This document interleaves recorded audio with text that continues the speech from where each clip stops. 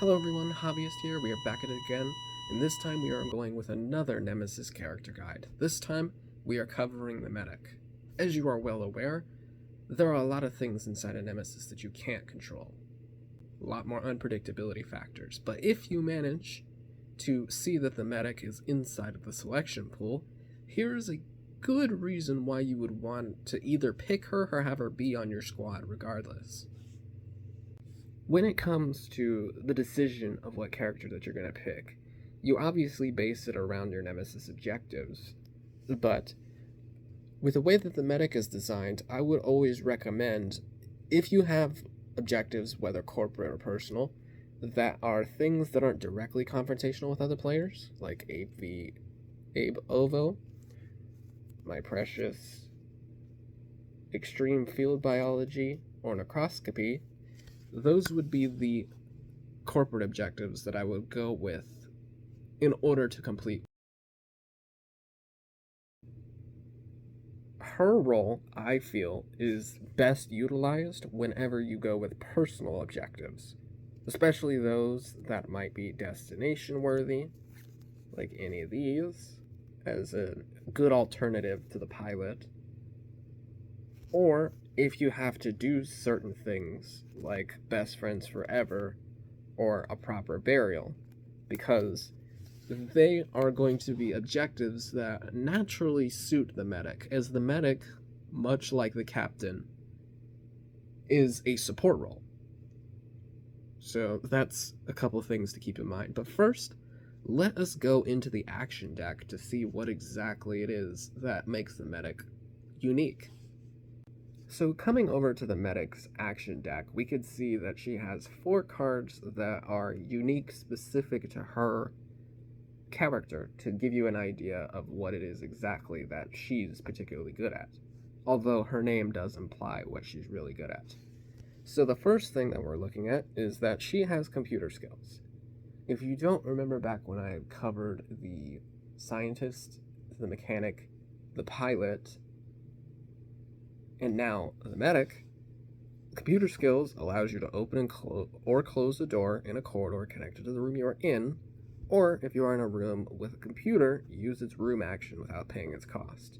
This is going to help you a lot whenever you have things like maybe you need to blow up the ship, or sending the signal, or any other rooms that exist that contain computers to be able to access this, as it's a bit more common with the Nemesis base game characters and with the medic here in comparison to the more combat-focused characters.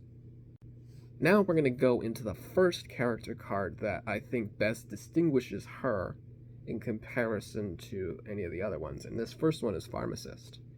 As we can see, the Pharmacist card costs nothing, so you just play the card if you choose, and it's a non-combat only card, meaning that you can only use the actions on this card so long as your character is not in the room with an intruder.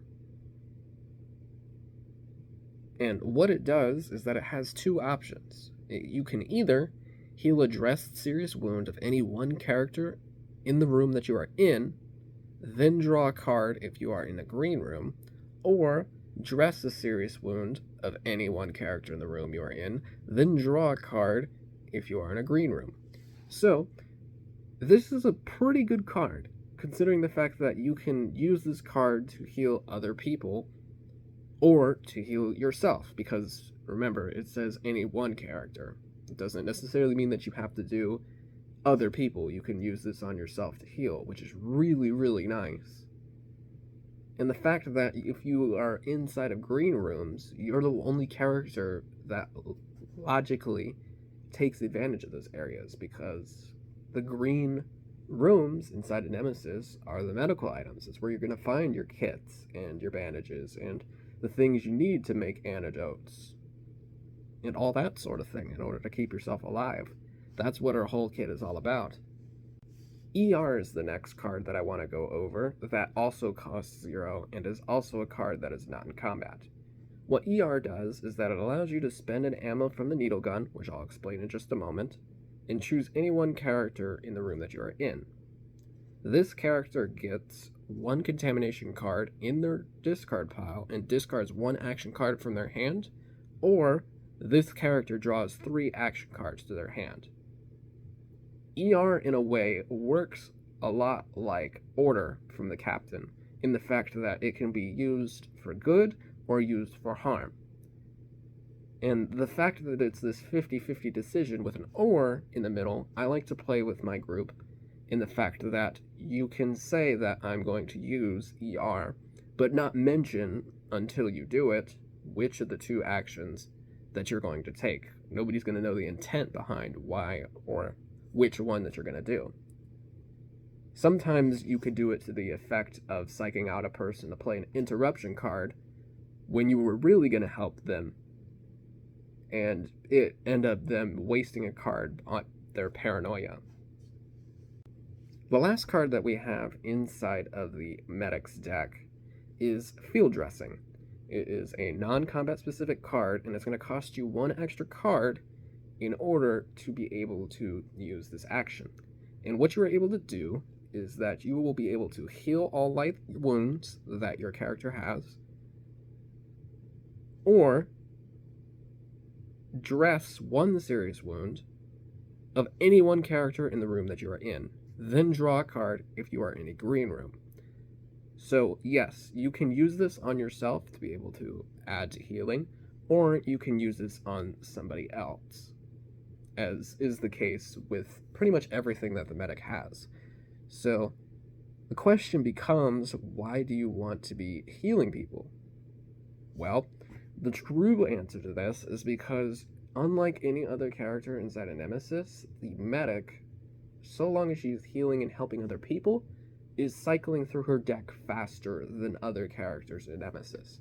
Motivate that the captain has is able to help cycle, but it's nowhere near as fast or as efficient as what the medic is able to do. So cycling through your deck, getting the new cards, maybe potentially playing that ER card and infecting people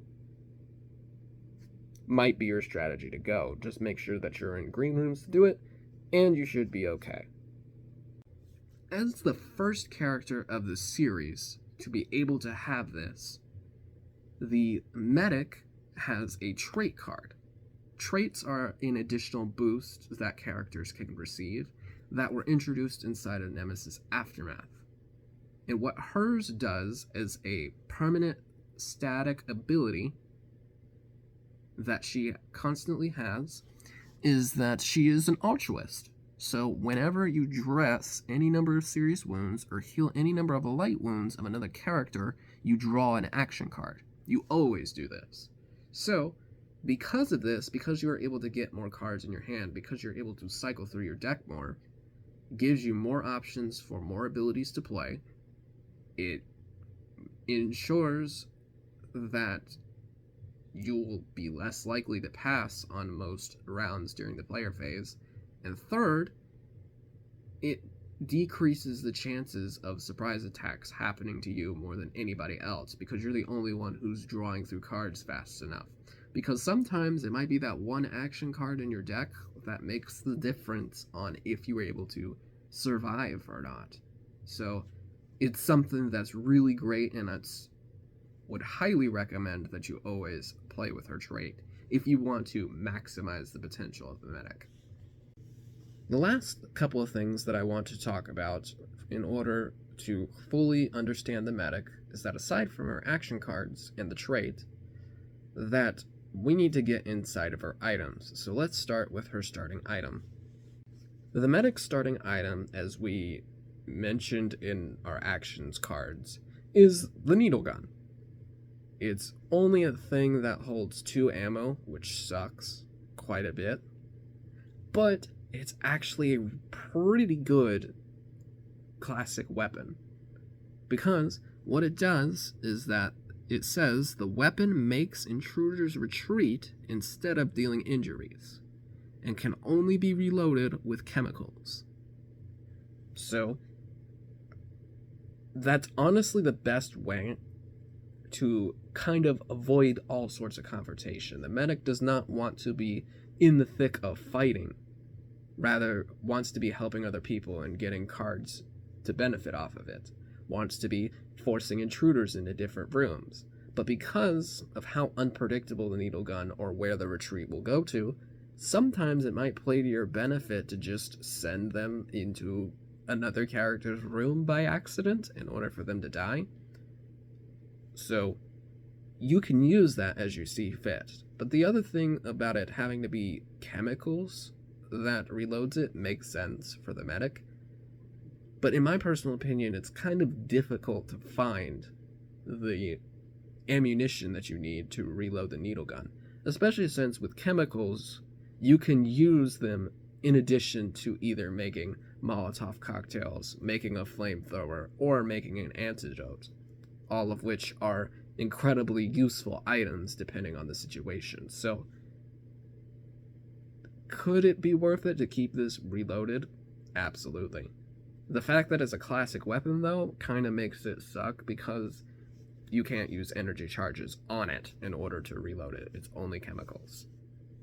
When it comes to the quest items that the medic has, they're kind of reasonably done and built.